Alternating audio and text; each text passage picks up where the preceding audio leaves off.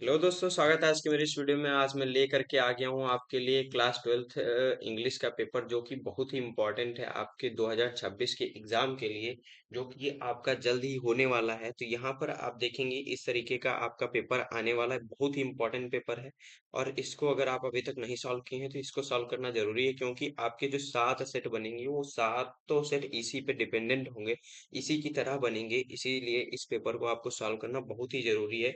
यहाँ पर आपको पता होना चाहिए कि 100 नंबर का आपका क्वेश्चन पेपर मिलता है और 100 नंबर का क्वेश्चन पेपर होता है, और यहाँ पर आपको टाइम मिलता है इसको करने के लिए 3 घंटे 15 minute.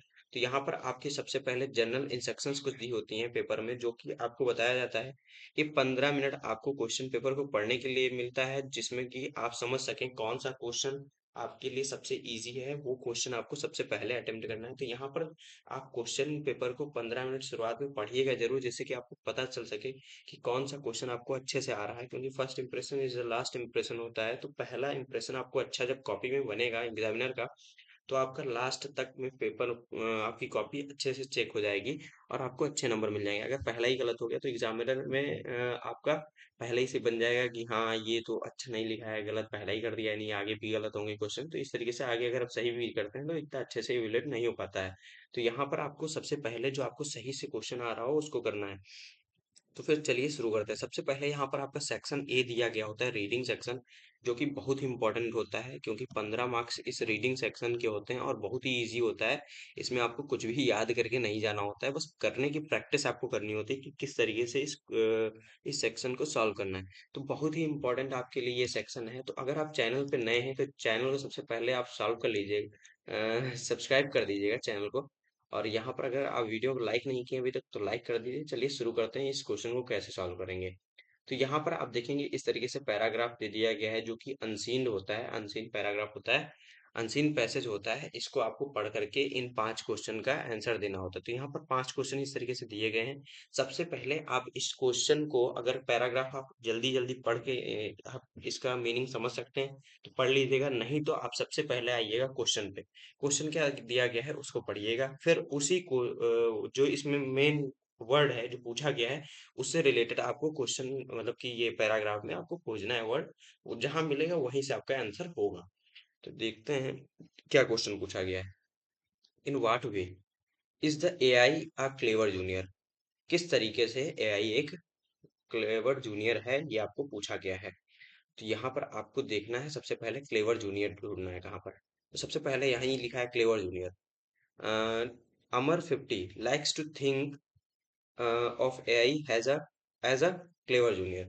As a clever junior, someone who doesn't sleep, has a phenomenal head of numbers, and is open to learning.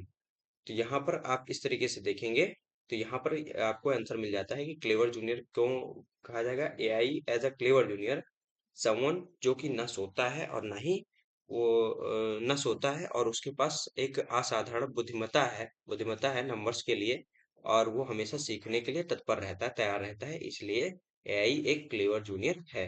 तो इस तरीके से आपको इसका आंसर यहाँ पर मिल जाएगा, यहाँ से यहाँ तक आपको AI as a clever junior, someone who doesn't sleep. और इसको कैसे आपको लिखना है ये मैं आपको दिखा दे रहा हूँ। इस तरीके से आपको आंसर पूरा लिखना है।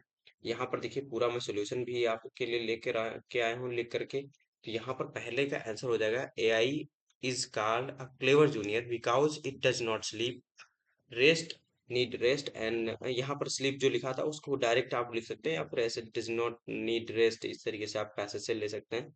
तो पैसेज में आपको स्लीप लिखा था, स्लीप लिख सकते हैं, does not sleep. And has excellent ability to handle numbers, और वहां पर आपको जो लिखा था फिनोमिनल हेड ऑफ नंबर्स, वो अभी आप यहाँ पर लिख सकते हैं। Has and is willing to learn, वो तो हमेशा तैयार रहते हैं सीखने के लिए।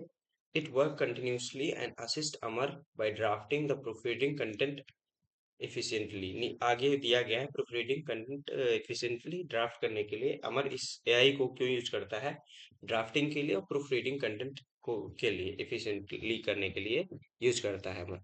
तो ये पैसेज में पढ़ करके आपको अच्छे से समझ में आ जाएगा यहाँ पर। फिर अगला क्वेश्चन आपका क्या दिया गया है उसको हम पढ़ेंगे। क्या दिया है, which field are affected by the growth of AI? कौन सी फील्ड अफेक्ट हुई हैं ग्रोथ एआई से? तो यहाँ पर आप देखेंगे कि कौन सी फील्ड आप शुरुआत से देखेंगे। तो समझ में आ जाएगा कहाँ पर दिया गया है फील्ड से रिलेटेड। तो यहाँ पर आपका लिखा है कौन सी अफेक्टेड हुई है ना। तो AI has disturb almost all vocations यानी ऑल फील्ड्स। ठीक है, fields not just creative ones like, ना केवल creative ones like film, TV, design, animation, but also the corporate oriented fields. ना केवल क्रिएटिव फील्ड अफेक्टेड हुई हैं, जबकि यहाँ पर कॉर्पोरेटिव ओरिएंटेड जो फील्ड है वो भी आपकी अफेक्टेड हुई हैं, whether that is software engineering, accounting, marketing and health. ये आपका यहाँ से आंसर यहाँ तक मिल जाता है। तो इसी तरीके से आप इसको भी इस तरीके से लिख सकते हैं। यहाँ पर यही देखिएगा, which fields are affected by the growth of AI. AI has affected both creative and corporate field. These include film, television, design, animation and software engineering, accounting, marketing and health care. इस तरीके से आप इसका answer कर सकते हैं। तो यहाँ पर आप देखेंगे आगे किस तरीके से आपको करना है। तो यहाँ पर इस तरीके से अगला क्वेश्चन क्या पूछा गया है, अगला क्वेश्चन पूछा गया the most people I contacted said, नहीं यहाँ पर तो आपको पैसेज है। अगला क्वेश्चन आपका क्या है, why are professionals worried about the growth of AI. क्यों प्रोफेशनल्स डरे हुए हैं ग्रोथ ऑफ एआई से। तो यहाँ पर आप देखेंगे किस तरीके से लिखा है। हाँ, यही मिल गया। said at around same time last year they were terrified of being left behind। क्यों डरे हुए हैं एआई से, क्योंकि वो पीछे छूट जाने की वजह से डर है। Losing their jobs, becoming absolute, और अप्रचलित हो जाने का डर है। But now their fear is most part of seems have avoided in favour of cautious optimism. तो यहाँ पर किस तरह क्यों डरे हुए हैं कि पीछे छूट जाने के लिए डर है उनका, जॉब छूट जाने का डर है। एआई सब उसको एआई काम कर देगा उनका जगह। लेकिन यहाँ पर आगे दिया गया है AI can add but not necessary replace what what they do. AI assist कर सकता है, ना कि वो रिप्लेस कर सकता है जो कि वो करते हैं। तो यहाँ पर इस तरीके से आपका आंसर यहाँ पर मिलेगा। वाई प्रोफेशनल्स आप नहीं, यहाँ why are professionals worried about the growth of AI? Professionals were worried because they first feared losing their jobs, being left behind, and becoming obsolete due to rapid growth of adoption of AI technology।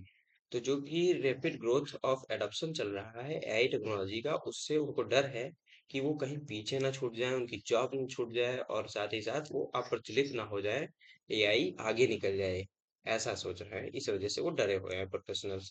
फिर अगला question आपका इसी तरीके से पूछा हुआ था उसमें, who are professionals how how are professionals preparing the cope with new situation. किस तरीके से वो प्रिपेयर कर रहे हैं प्रोफेशनल्स, क्या रणनीति बना रहे हैं न्यू सिचुएशन से लड़ने के लिए। तो professionals are integrating AI into their work, improve productivity, many are also preparing for major change in learning new skill to adept future demands. इसी तरीके से ये आपको पैराग्राफ में भी ये दिखा हुआ है, किस तरीके से मैं आपको दिखा दे रहा हूँ। हाँ, some are even prepared for radical shift in skill sets in the next few years.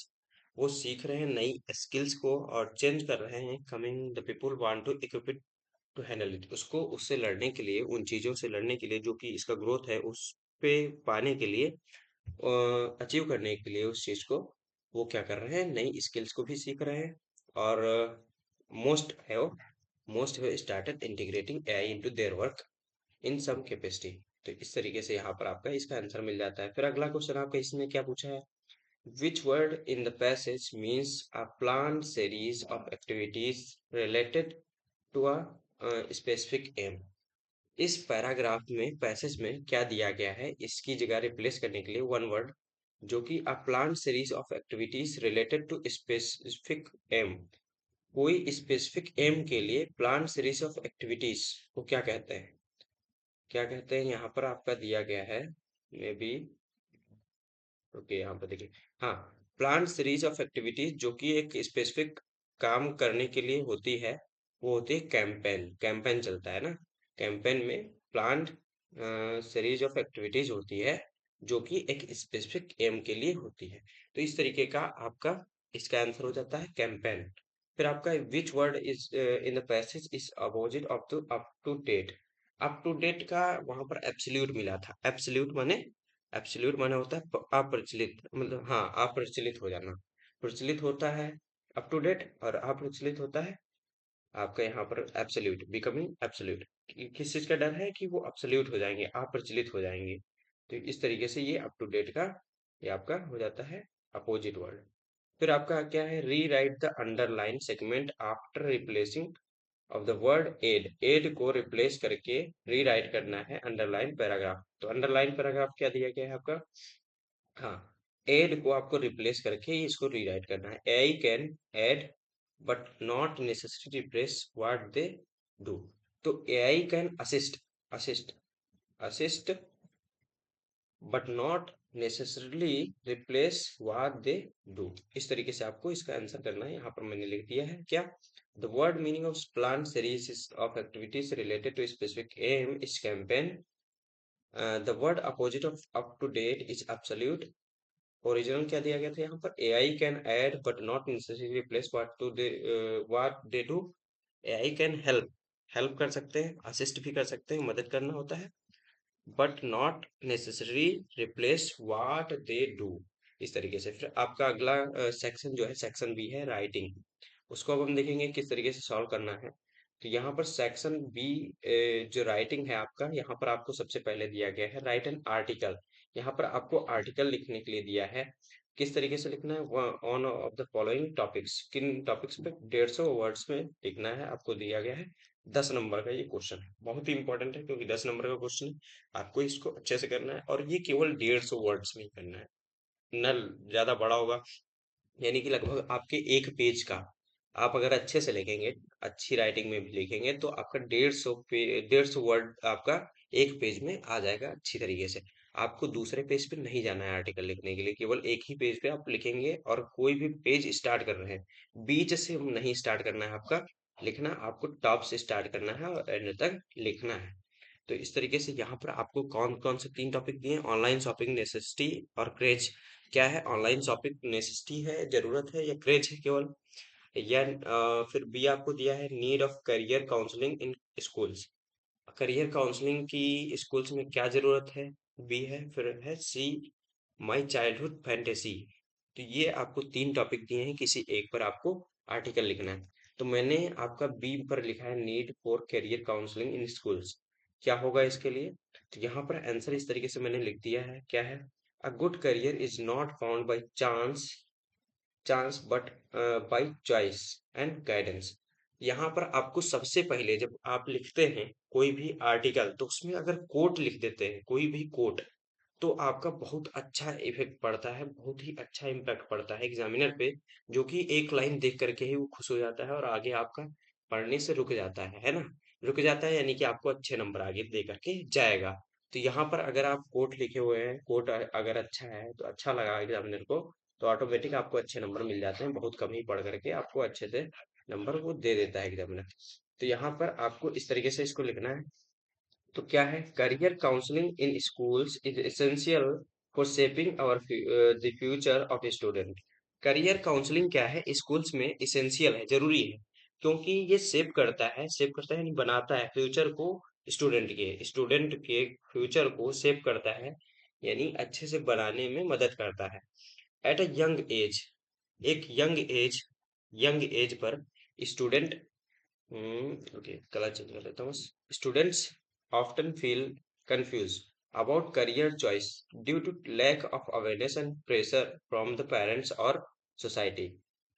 Eight young age यानी कि जब वो यंग एज में होते हैं स्टूडेंट्स, तो ऑफ्टन कई बार वो क्या होते हैं, कंफ्यूज हो जाते हैं करियर की चॉइस को लेकर, due to lack of awareness, कम समझ की वजह से, अवेयरनेस की वजह से, कम अवेयरनेस की कमी की वजह से, प्रेशर ऑफ पेरेंट्स की वजह से, पेरेंट्स का प्रेशर होता है स्टूडेंट्स पे और सोसाइटी का प्रेशर होता है।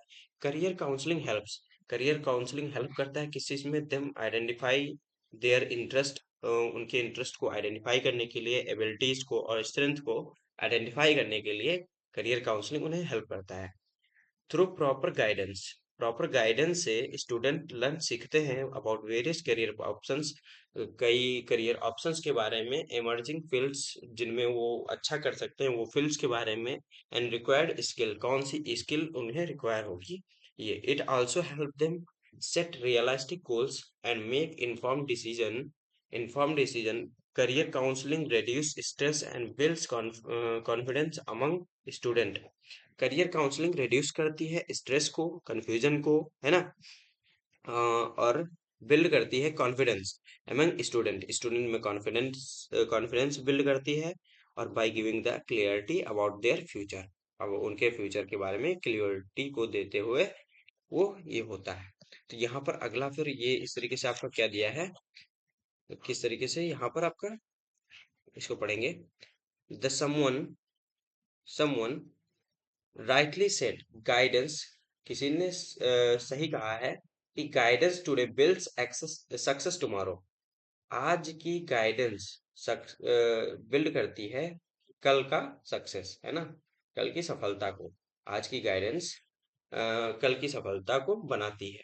In today's highly competitive world, early career guidance is the key to success.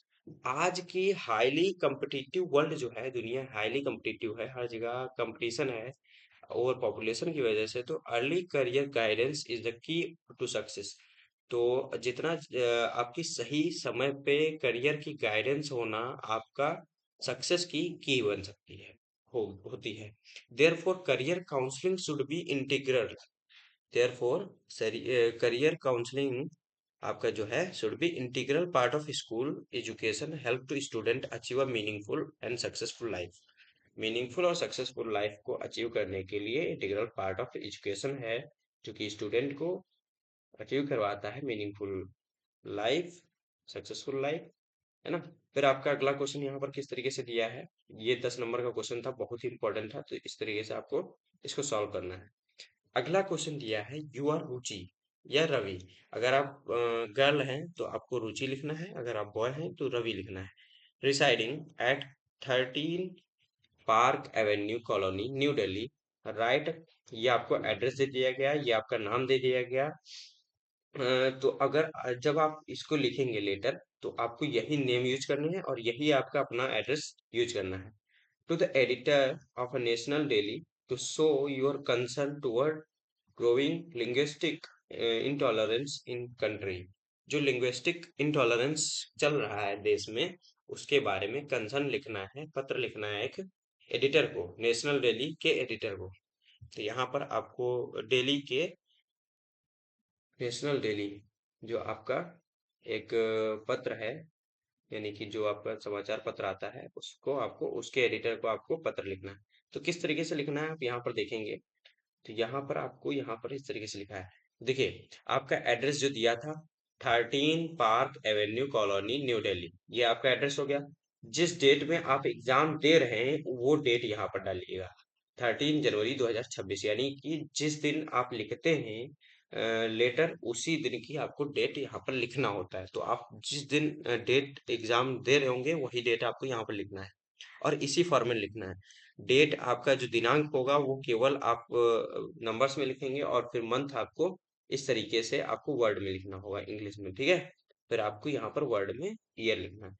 फिर यहाँ पर to the editor a national daily New Delhi, इस तरीके से आपको किसको पत्र लिख रहे हैं, टू द एडिटर को लिख रहे हैं, किसके, संस्था का नाम क्या है, अ नेशनल दिल्ली, और उसका एड्रेस क्या है, न्यू दिल्ली, है ना, नेशनल दिल्ली और न्यू दिल्ली, ठीक है। इस तरीके से आपका एड्रेस हो जाता है। सब्जेक्ट, सब्जेक्ट क्या है, किस बारे में आप पत्र लिख रहे हैं, ये आपको लिखना होता है। तो concern over the growing linguistic intolerance in country, जो आपकी भाषाई विविधता ये आपकी उत्पन्न हो रही है, इंटॉलरेंस उत्पन्न हो रहा है ना, उसके बारे में कंसर्न व्यक्त करते हुए पत्र लिखा गया है। सर मैडम, किसको लिख रहे हैं आप यहाँ पर मेंशन कर सकते हैं, सर मैडम, इस तरीके से। Through the columns of your steam newspaper I would like to express my deep concern over the growing linguistic tolerance in country. India is known for its rich culture and linguistic diversity. India जानी जाती है इसके rich culture के और linguistic diversity के लिए। Yet incidents of discrimination based on language are increasing day by day. फिर भी यहाँ कई सारे ऐसे इंसिडेंट्स देखे जा रहे हैं जिसमें डिस्क्रिमिनेशन हो रही है based on the language of increasing divide. Language is a means of communication. Language क्या है? एक माध्यम है कम्युनिकेशन का, not a tool for division. ना कि ये डिवीजन का कोई टूल है। People are being judged. People जज करने लगे हैं, किसके? मॉक्ड और even denied opportunities because they speak a particular language.